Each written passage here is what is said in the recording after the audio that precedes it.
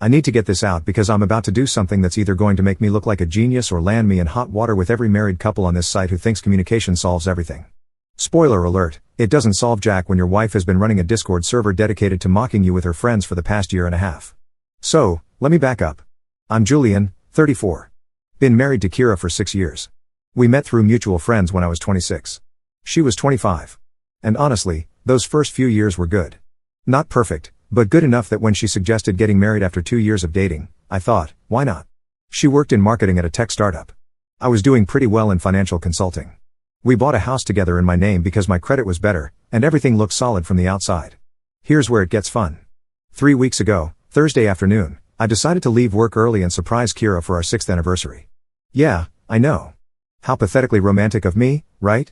I stopped at this place she loves and got 24 roses, the expensive kind that actually smell like something. Picked up her favorite takeout and headed home around 2 o'clock in the afternoon instead of my usual 6. The house was quiet when I got there. Her car was in the driveway, so I figured she was working from home like usual. I put the food in the kitchen, arranged the roses in a vase, and went upstairs to find her. Our bedroom door was closed, and I could hear her talking, so I figured she was on a work call. I wasn't trying to eavesdrop, but her voice was carrying through the door. And what I heard made me stop dead in the hallway. She was laughing, that real genuine laugh she used to do with me back when things were actually good between us. And she said something about how I'd probably show up later with flowers like a trained dog. Her exact words. I stood there trying to process that. And then I heard her say she couldn't wait to see what pathetic gesture I'd come up with this time and how at least I was useful for paying the mortgage on time. I didn't burst in. I didn't make a scene. I just stood there in the hallway with 24 roses downstairs and Thai food getting cold on the counter, listening to my wife trash talk me to whoever was on the other end of that conversation. When she finally finished and left the bedroom to use the bathroom, I went in and looked at her laptop. She'd left it open, which honestly was stupid of her, but I guess she didn't expect me home for another 4 hours. And there it was. Discord. A private server called the Married Martyrs Club with her and 3 of her friends. Maeve and Sophia were the main ones I recognized from her college days, plus another woman I didn't know. I didn't have much time, so I grabbed my phone and started taking screenshots of everything I could see. The laptop screen was still unlocked, showing the active conversation. I navigated through the channels. There was one called Husband Horror Stories and another called Exit Strategies and one just labeled Evidence, which made my blood run cold in a way I'm not supposed to describe according to Reddit rules. So, let's just say I knew immediately this was worse than just some girls complaining about their marriages. I clicked on Husband Horror Stories first. Months of messages. Months. Kira had posted photos of me, actual photos, with comments underneath. There was one of me sleeping on the couch after a long day at work, and she'd written, Exhibit A, the spineless clown in his natural habitat. Her friends had responded with vomit emojis and laughing reactions. Another photo showed me loading groceries into the car, and she'd captioned it, at least the trained seal performs on command. Maeve had replied saying her husband was the same way, just another paycheck with legs. Sophia added that the secret was to keep them just insecure enough that they never stopped trying to please you. But the real gut punch came when I scrolled back further and found the channel where they discussed their actual relationships with other men. Kira had been texting 3 different guys from her office. She'd posted screenshots of her conversations with them. One guy named Clifford kept sending her messages about meeting up during lunch breaks. Another named Barry was more explicit, sending stuff about what hotel they should try next. The third guy's name I didn't catch because I heard the bathroom door open and had maybe 10 seconds to get out of there. I closed the laptop, walked downstairs like nothing happened, threw the roses in the trash, and ate the Thai food myself while sitting at the kitchen table. When Kira came down 20 minutes later, she acted completely normal. Asked me why I was home early. Said the flowers would have been nice if I'd actually given them to her instead of leaving them on the counter. Complained that I'd eaten without waiting for her. I just smiled and said I wanted to surprise her but got hungry. She rolled her eyes and made herself a sandwich, then went back upstairs to finish work stuff. And that's when I realized I had a choice to make. I could confront her right then, have the big dramatic showdown, probably end up getting gaslit about how I was overreacting or misunderstanding the context of her venting to friends. Or I could do what I do best, which is plan, calculate, and execute when the time was right. So, I chose option 2. For the next 2 months, I played the perfect husband. I smiled when she criticized me. I bought flowers every Friday. I took her to nice restaurants and paid for everything without complaint. I acted like the spineless clown she thought I was because I needed time to move pieces around without her noticing. First thing I did was talk to a divorce lawyer, not to file yet, just to understand what I was working with. The house was in my name only, thank God, because I'd bought it before we got married and paid the down payment myself. Our joint checking account had about $40,000 in it, money we'd both contributed to over the years. The lawyer explained what I could and couldn't do legally, and I took notes. Second thing, I started moving money. Not stealing, not hiding, just transferring my portion of our joint savings into a separate account that only I had access to. Every week, I'd move a few thousand. Make it look like regular bills or expenses. Kira never checked the bank statements because I'd always handled the finances, and she was too busy texting Clifford and Barry to notice. Third thing, I installed security cameras. Told Kira it was because of the break-ins happening 2 streets over, and she didn't question it. Got cameras for the front door, back door, driveway, and one in the living room. I wanted footage of everything just in case. But here's what really kept me going during those 2 months. I kept checking that Discord server.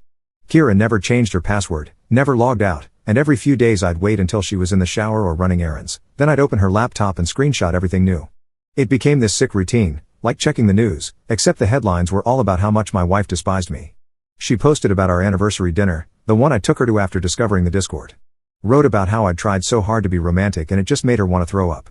How I'd reached across the table to hold her hand and she had to resist the urge to pull away. How she'd excused herself to the bathroom 3 times just to text Clifford about their lunch plans for the following week. Maeve responded saying at least Kira's husband made good money. Sophia said hers barely earned enough to cover half the mortgage, but at least he was hot, so it evened out. Kira wrote back that she just closed her eyes and thought about shopping whenever we had sex. And honestly, that one hit different because we'd had sex maybe 4 times in the past 6 months, and apparently each time she was mentally checking out. The worst part, the channel labeled exit strategies. That's where Kira and her friends discussed their actual plans for when they decided to leave their husbands. Kira had written out a detailed timeline. She wanted to wait until I got my next promotion, which would bump my salary significantly. Then she'd file for divorce, claim she'd contributed equally to the household, and try to get half of everything, including the house value. She'd even messaged with Clifford about moving in together after the divorce, how they'd get a place downtown, how she'd be free to actually enjoy her life instead of pretending to care about someone she'd stopped respecting years ago. I screenshot all of it. Every single message, every photo, every cruel comment. Built an entire folder on my phone, backed it up to cloud storage, even printed physical copies and stored them at my parents' house. Because here's what Kira didn't know, I might have been playing the spineless clown, but I was also setting up every single piece for the moment when I'd stop playing. 2 weeks ago, I filed for divorce. Didn't tell her. Just walked into the lawyer's office with my documentation and started the process. Changed the locks on the house while she was at work. Transferred the rest of my money out of our joint account legally because the lawyer confirmed I could do that before filing became official. Sent copies of the Discord screenshots to her parents, her boss, and about 15 of our mutual friends. Then last Thursday night, exactly 2 months after I found that Discord server, I texted her. Told her I knew everything, that she could check her bank accounts and try coming home, but neither would work out the way she expected. I told her she should probably call Clifford or Barry and ask if one of them had a couch she could sleep on because I was done being her trained seal. And then I turned off my phone. I'm writing this from my parents' house because I didn't want to be home when she inevitably showed up to scream at me. My lawyer said to lay low for a few days while the divorce paperwork gets served. I turned my phone back on this morning and I've got 342 missed calls. Over 300 texts from Kira ranging from what did you do to the house is locked to where's all the money gone to answer your phone to my parents saw everything to please this isn't real. Her friends have been messaging me too, which is hilarious because they didn't even have my number before this, but apparently they got it from somewhere. Maeve sent me a long message about how I'm taking things out of context and Kira never meant any of it seriously. Sophia told me I'm ruining Kira's life over a joke between friends. But here's the thing, Reddit. I spent 2 months watching my wife laugh about me with her friends. 2 months reading about how she was planning to bleed me dry financially and move in with her affair partner. 2 months being the perfect husband while she counted down the days until she could dump me and take half of everything I'd worked for. So yeah, I pulled the rug out first. I secured my assets, protected the house I bought with my own money, and made sure everyone in her life knew exactly what kind of person she really was. Now she's dealing with the consequences, and I'm here watching it all unfold from a safe distance. Some of you are probably thinking I should have tried to talk to her first, work things out like adults, maybe gone to therapy. But you didn't see those Discord messages. You didn't read the detailed plan she had for financially ruining me. You didn't see your own face in photos with vomit gifs attached. So, here we are. My phone is blowing up. My wife is apparently losing her mind trying to figure out where I am and how to fix this. And I'm sitting in my childhood bedroom eating my mom's cooking and feeling more at peace than I have in months. Is that messed up? Probably. Do I care? Not even a little bit. I'll update when things develop further. Because based on the intensity of these text messages, Kira isn't planning to give up quietly. And honestly, I'm curious to see just how far she'll go when she realizes the spineless clown finally grew a backbone. Update 1. Okay, so remember how I said I was curious to see how far Kira would go? Turns out the answer is pretty damn far, and also in directions I didn't see coming. Before I get into the chaos of the past week, let me address some comments from the last post because yeah, I've been reading them and some of you had questions. No, I didn't steal any money. Everything I transferred was legally mine to transfer according to my lawyer. Yes, I know some of you think I should have confronted her first. Cool. You go ahead and have a nice chat with someone who's been calling you a trained SEAL for 18 months and let me know how that works out. And to the person who said I invaded her privacy by reading the Discord, she left her laptop open in our shared bedroom in our shared house. That's not hacking. That's called being in the wrong place at the wrong time to discover your wife is trash. Anyway, where I left off, I was at my parents' house avoiding Kira's 342 calls and feeling pretty good about my life choices. That lasted exactly 2 more days. Monday morning, I'm sitting in my dad's garage helping him organize his tool collection because apparently that's what you do when you're a 34-year-old man hiding from your wife, when I hear a car pull into the driveway. My mom comes out to the garage and tells me Kira's here and she brought her mother. Great. Fantastic. Just what I needed. I told my mom to tell them I wasn't home. But my dad gave me this look like he didn't raise a coward. So, I went inside. Kira was standing in the living room with her mom. And the second she saw me, she started in. Where had I been? Why wasn't I answering her calls? What the hell did I think I was doing sending those screenshots to everyone she knew? Did I have any idea what I'd done to her life? I just stood there and waited for her to finish. Her mom jumped in saying this was all a misunderstanding, that married couples have rough patches, that I was being vindictive and cruel by airing private matters to friends and family. I asked what rough patch exactly we were discussing. The one where Kira called me a spineless clown or the one where she was planning to financially destroy me after I got my next promotion. Kira tried to say it wasn't like that. Those messages were just venting. Every wife complains about her husband sometimes. I was taking everything out of context. I pulled out my phone and started reading direct quotes. The one about how I made her want to throw up. The one about closing her eyes and thinking of shopping during sex. The detailed discussion about emptying our joint accounts after the divorce. Her mother actually had the nerve to say that what Kira discussed privately with her friends shouldn't matter because it wasn't real.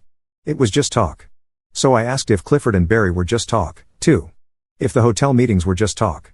If the lunch breaks were just talk. That's when Kira changed tactics. She started crying, asking why I was doing this to her, saying she'd made mistakes but we could work through them. We'd been together for 8 years total, and didn't that count for something? She reached for my hand, and I stepped back. Told her not to touch me. She asked what happened to the man who brought her flowers every week, who tried so hard to make her happy. I told her that man woke up and realized his wife thought he was a joke.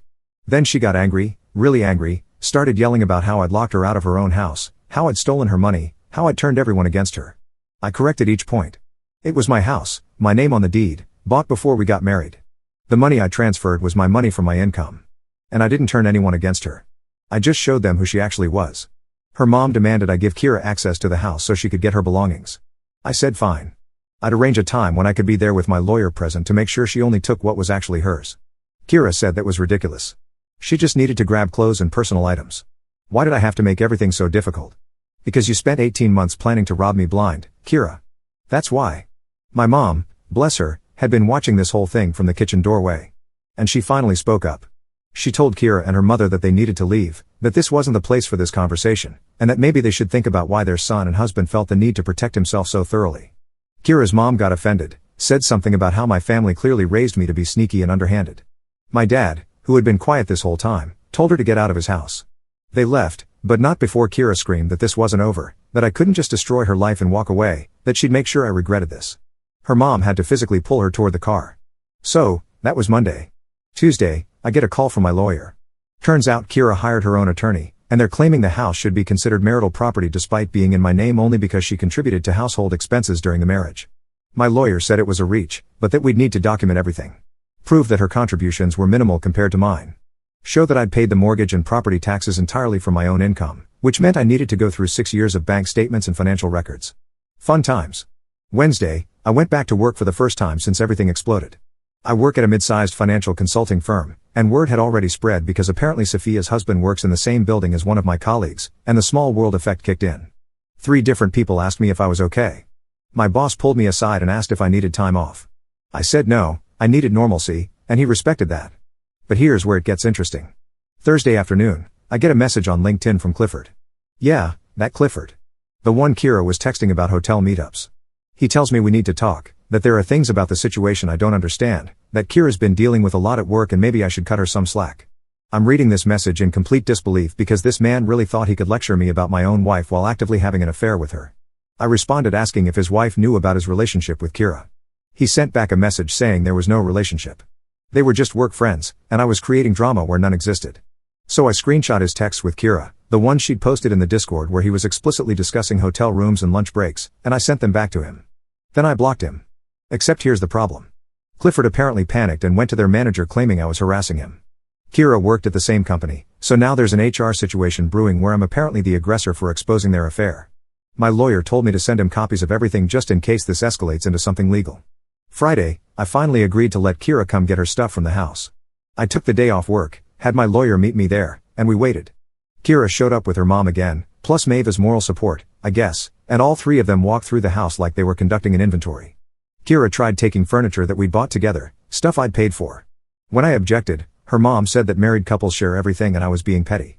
My lawyer intervened and said that unless Kira had receipts proving she paid for specific items, they stayed. Kira started crying again, saying I was trying to leave her with nothing, that she'd contributed to our life together in ways that didn't show up on receipts. I asked her to specify. She said she'd maintained the household, done the shopping, organized our social calendar. I pointed out that I'd paid for all the shopping, that our social calendar mostly involved her friends who I now knew spent their time mocking me, and that maintaining the household meant she worked from home in pajamas 4 days a week while I commuted an hour each way. She took her clothes, her laptop, some books, and personal items. Then she asked for the wedding photos and the engagement ring. I said she could have the photos, but the ring was staying with me since I'd paid for it and it had been my grandmother's originally. Just reset. Her lawyer would have to fight me for it if she really wanted it that badly. That set off another screaming match. Kira accused me of being cruel and vindictive, of punishing her for venting to her friends, of trying to erase their entire marriage. I told her she'd already erased it herself with every vomit emoji and train seal comment.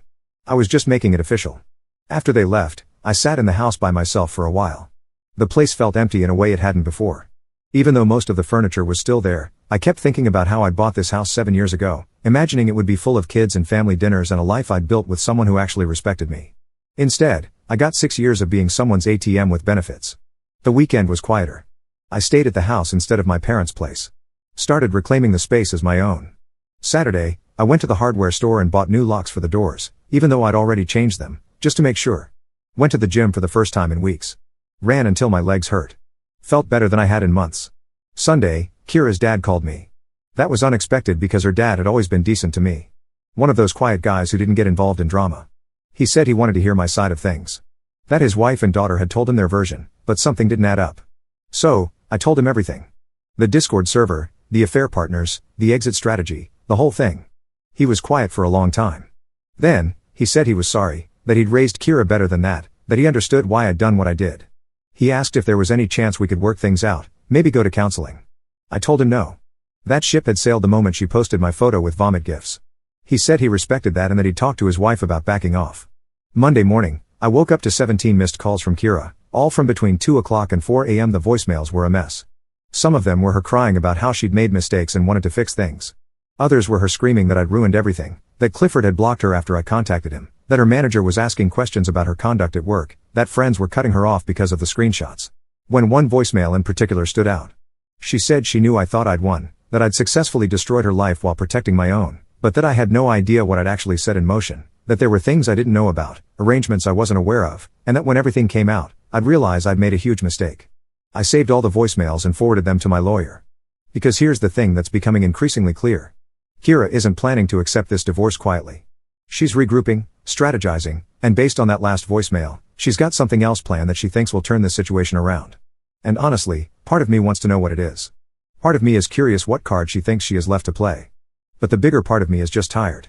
Tired of the drama. Tired of the manipulation. Tired of dealing with someone who spent years viewing me as a punchline and a paycheck. I'm ready for this to be over, but based on everything that's happened this week, I'm pretty sure it's just getting started. I'll update when the next disaster inevitably hits. Update 2. Alright, Reddit. Buckle up because the arrangements Kira mentioned in her 2 a.m. voicemail? Yeah, I found out what those were, and honestly, I should have seen this coming. But apparently I'm still capable of being blindsided even after everything. First, thanks for all the comments on the last update. To the person who said I should just block Kira and move on, I hear you. But we're in the middle of divorce proceedings and my lawyer specifically said I need to keep lines of communication open for legal reasons. To the multiple people suggesting I'm being too harsh, I'd invite you to read the Discord screenshots where my wife planned to financially gut me. But I'm guessing you already made up your minds.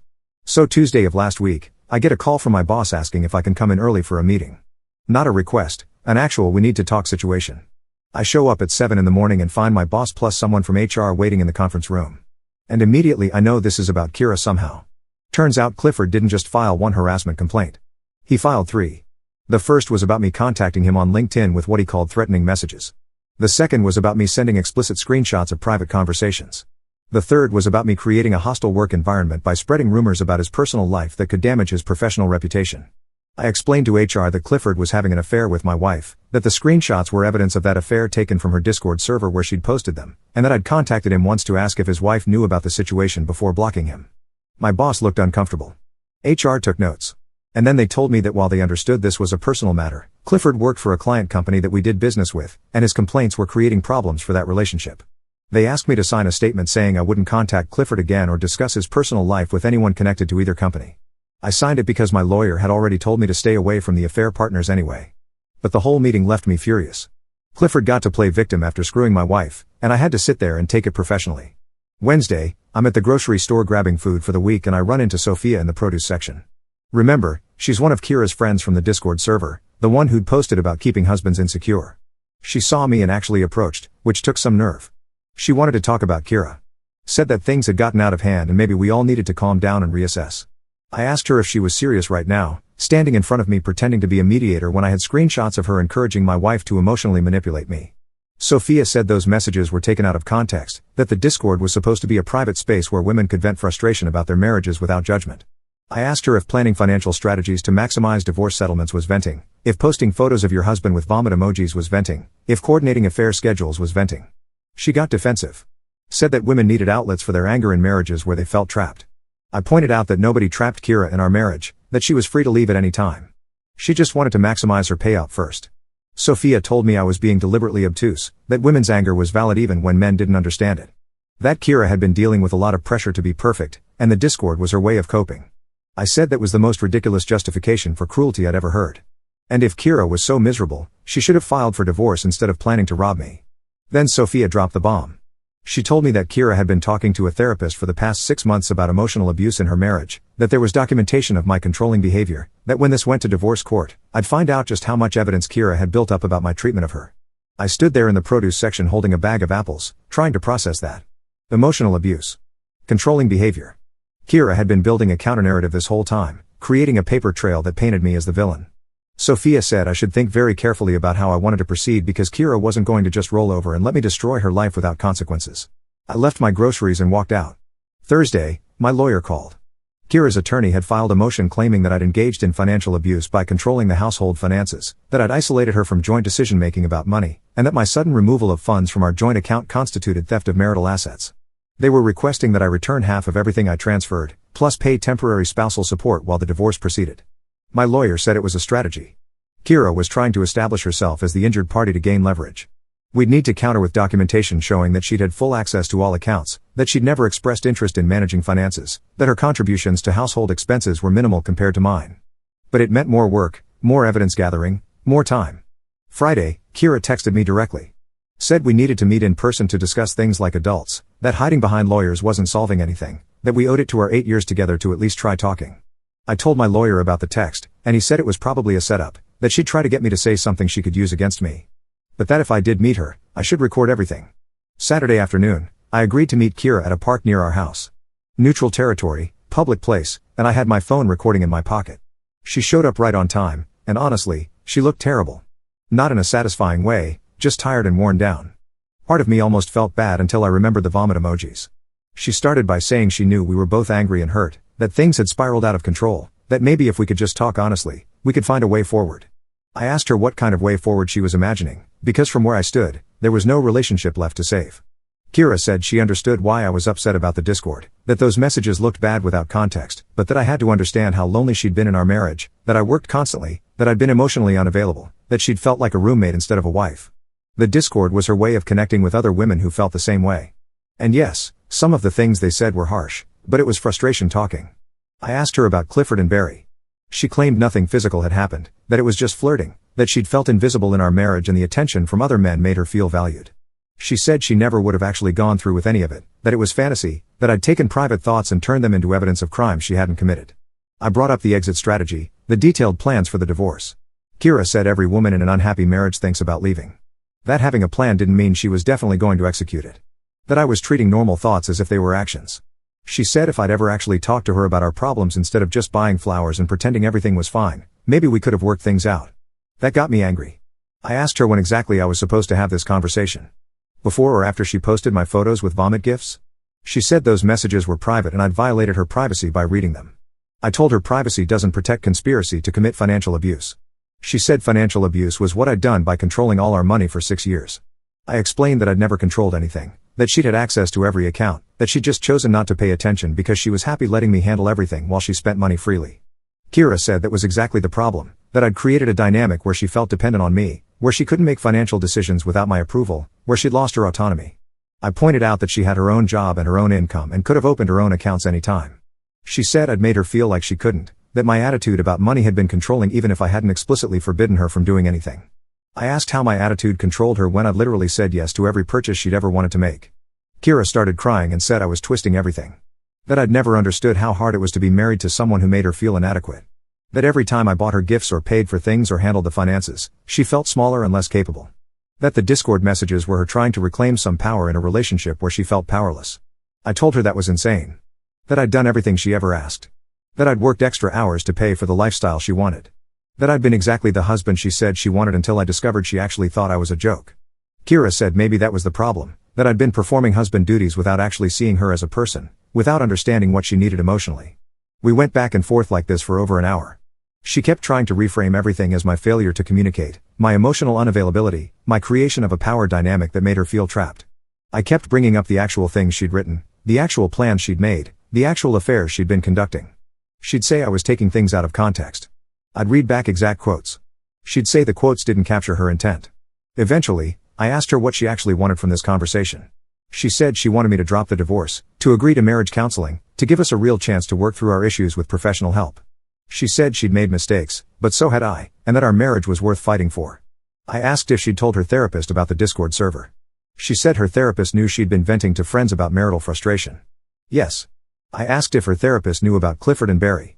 She said her therapist knew she'd been seeking emotional validation outside the marriage because she wasn't getting it inside the marriage. I told Kira that I wasn't interested in counseling, that I was done being married to someone who viewed me with contempt. She asked how I could be so cold about ending 8 years together. I said she'd ended it herself when she started treating me like a punchline with a paycheck. I was just making it official. Kira stood up and said I'd regret this.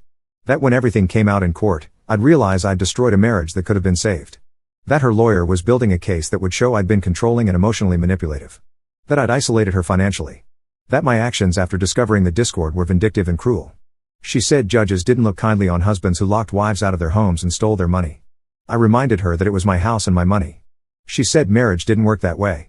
I said apparently in her mind it did since her exit strategy explicitly involved taking half of everything I'd earned. She told me I had no idea what I was dealing with, and then she left. Sunday I went to my parents' house for dinner and told them about the meeting. My mom asked if there was any chance Kira was right, that maybe I'd been emotionally unavailable without realizing it. My dad said it didn't matter if I'd been distant when Kira's response was to mock him publicly and plan financial revenge instead of asking for couples therapy. But the question stuck with me. Had I been a bad husband? I thought about the past 6 years, tried to remember conversations where Kira had asked for more emotional connection and I'd shut her down. I couldn't think of any. I remembered her complaining that I worked too much, but also remembered her wanting the expensive vacations and the nice house and the lifestyle that required me working those hours. Monday, my lawyer sent me the official response we were filing to Kira's claims. It included bank statements showing her full access to accounts, credit card records showing her spending patterns, and documentation that I'd paid for over 80% of household expenses. It also included screenshots from the Discord showing her exit strategy, which my lawyer said would counter any claims that I'd surprised her by removing funds. But here's the thing that's keeping me up at night. What if Kira's right that I was emotionally checked out and I just didn't notice because I was busy working and paying bills and trying to be a good provider? What if the Discord server was her breaking point after years of me not seeing her and I'm the villain in her version of this story? No, I'm not doing this. I read those messages. I saw what she wrote. Whatever problems we had in our marriage, her response was cruelty and manipulation and planning to financially destroy me. That's not the behavior of someone who wants to fix things. That's the behavior of someone who wants to win. So, here we are. Divorce proceedings ongoing. Kira building her case that I'm an abusive, controlling husband. Me building my case that she's been planning to rob me blind. We're meeting with lawyers again next week to discuss property division and support payments. Part of me wants this over.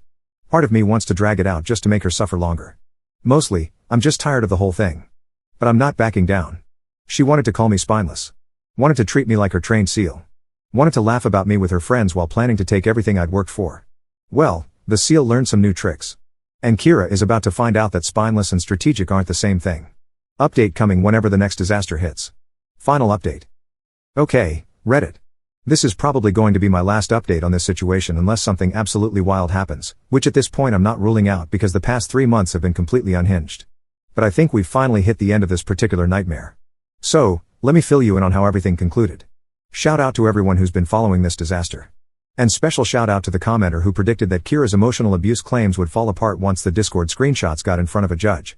You were absolutely right, and I owe you a beer I'll never be able to buy you. So when I left off, Kira was building her case that I was controlling and emotionally abusive. I was building my case that she'd been planning to financially destroy me. And we were both lawyered up for what was looking like a brutal court battle.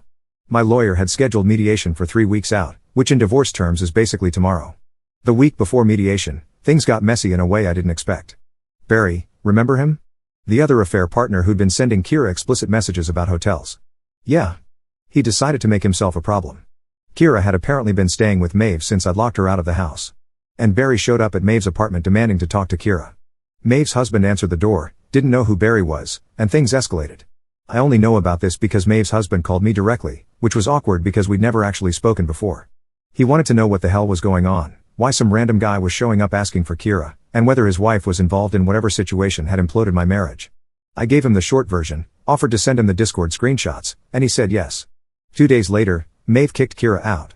Turns out Maeve's husband was not thrilled to discover his wife had been running a Discord server dedicated to mocking their husbands and strategizing divorces.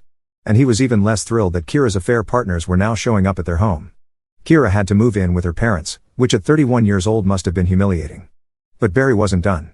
He started messaging Kira obsessively, saying they needed to talk about their relationship, about where things were going between them. Kira apparently told him there was no relationship, that it had been a mistake, that she needed to focus on her divorce. Barry didn't take that well. He showed up at her workplace demanding to see her. Her manager got involved, started asking questions about why Kira had personal drama bleeding into the office, whether there were inappropriate relationships happening at work. And because Clifford had already filed harassment complaints about me contacting him, there was already a spotlight on Kira's conduct. The company started an internal investigation. Kira texted me freaking out about it, saying I destroyed her life, that Barry was stalking her because of what I'd done, that she was going to lose her job. I told her Barry was stalking her because she'd been having an affair with him and then tried to cut him off, which was entirely her own doing. She said I didn't understand, that Barry had become unstable, that she was actually scared of him. I told her to file a police report if she was genuinely concerned, but that her relationship with Barry wasn't my problem to solve. She said I was heartless, that we'd been married for 6 years, and didn't that mean I should care about her safety? I said we'd been married for 6 years and she'd spent 18 months calling me a spineless clown while planning to rob me. So, no, I didn't particularly care what Barry did as long as it didn't involve me. She called me a few hours later crying, saying Barry had sent her messages threatening to tell her company everything about their relationship if she didn't talk to him. I asked what exactly Barry knew that her company didn't already know given the ongoing investigation. Kira said Barry had screenshots of their conversations, including messages where she'd talked about using company time for personal meetings and lying on expense reports about client dinners that were actually dates. And there it was. The thing Kira had been so confident would protect her. The arrangements I supposedly didn't know about turned out to be her own stupidity catching up with her. She'd been mixing her affair with expense fraud, and now Barry had evidence. I told her again to handle it herself. She begged me to help her, said if I talked to Barry, maybe he'd back off, that she knew I had influence because I'd gotten Clifford to block her. I laughed, actually laughed out loud on the phone. I told Kira that I'd contacted Clifford once to inform him I knew about the affair and he'd blocked her to cover his own tracks, not because I had some magic power over her affair partners. If Barry was threatening her, that was the consequence of her own choices. She hung up on me. Mediation happened the following Tuesday. Kira showed up with her lawyer and her mother, which my lawyer had said was a bad sign because it meant she was feeling desperate and needed emotional support. We sat in a conference room for 6 hours going through every asset, every account, every piece of property. Kira's lawyer started with the house, arguing it should be considered marital property because Kira had contributed to household maintenance and improvements over 6 years. My lawyer countered with the deed showing my sole ownership, documentation that I'd paid the entire down payment and all mortgage payments from my income, and proof that Kira's contributions to household expenses had been minimal. Then they moved to the joint account money I'd transferred. Kira's lawyer called it theft of marital assets. My lawyer called it protecting my income from someone who'd explicitly planned to drain the accounts. And he presented the Discord screenshots showing Kira's exit strategy. The mediator read through them, and I watched Kira's face go red. Her lawyer tried to spin it as private venting that shouldn't be admissible. My lawyer said planning financial manipulation wasn't venting. It was evidence of intent. The mediator asked Kira directly if she'd been planning to file for divorce after my next promotion in order to maximize her settlement. Kira said she'd been unhappy in the marriage and had discussed options with friends, that it was normal to think about worst-case scenarios. The mediator asked if coordinating affairs with coworkers was also a worst-case scenario. Kira said her personal life wasn't relevant to asset division. The mediator said adultery and planned financial manipulation were absolutely relevant to asset division, especially when there was documented evidence of both. We broke for lunch. Kira tried to corner me in the hallway, asking why I was doing this to her, why I couldn't just let her have a fair settlement and move on with both our lives. I asked what she considered fair. She said half the house value, half the joint savings, and temporary support while she got back on her feet. I told her she wasn't getting any of that. She said the law entitled her to marital property. I said the law also recognized that the house was my separate property purchased before marriage, that I'd removed my own income from joint accounts legally, and that her documented plans to commit financial manipulation meant she'd get minimal support, if any. Kira's mother jumped in saying I was being vindictive, that Kira had given me 6 years of her life and deserved compensation for that. I asked what exactly she'd given me besides contempt and humiliation. Her mother said Kira had been a good wife who'd maintained our home and supported my career. I asked if posting photos of me with vomit emojis counted as support. Her mother didn't have an answer for that. We went back into mediation. Kira's lawyer made one last push for a 50-50 split of everything. My lawyer countered with an offer. Kira could have her personal belongings, her car, which was in her name anyway, and $10,000 as a settlement. In exchange, she'd waive all claims to the house, to my retirement accounts, and to any future support. Kira's lawyer said that was insulting. My lawyer said it was generous considering the evidence we had of her planned financial manipulation and ongoing affairs. The mediator asked what would happen if we couldn't reach an agreement. My lawyer said we'd go to court, present all the discord evidence, including the detailed exit strategies and affair coordination, and let a judge decide. The mediator asked Kira if she understood that going to court would mean everything becoming public record. Kira said yes. The mediator asked if she'd considered how that might affect her current employment situation given the ongoing investigation. Kira went pale. Her lawyer asked for a private consultation. They left the room for 20 minutes. When they came back, Kira agreed to the settlement. $10,000, her personal property, no claim to the house or my accounts. In exchange, I agreed not to pursue her for any portion of the household expenses I'd paid, which actually amounted to way more than $10,000, but I was willing to take the loss just to be done. We signed the paperwork. The mediator said the divorce would be final in 60 days. Kira looked at me and asked if I was happy now, if destroying her life had been worth it. I told her I hadn't destroyed anything. I just stopped letting her destroy me. Her mother said I'd regret this someday. That karma would catch up with me. I said karma already had caught up with someone in this room and it wasn't me. They left. My lawyer shook my hand and said it was one of the most clear-cut cases he'd seen in terms of documented evidence saving his client's assets. I went home to my house, my actual legal property that I'd bought and paid for. And I sat there for a while just processing that it was over. But here's the epilogue because some of you are going to want to know what happened to everyone. Kira's company completed their investigation and fired her. Not for the affairs, but for the expense report fraud that Barry had threatened to expose and that they'd found evidence of once they started looking.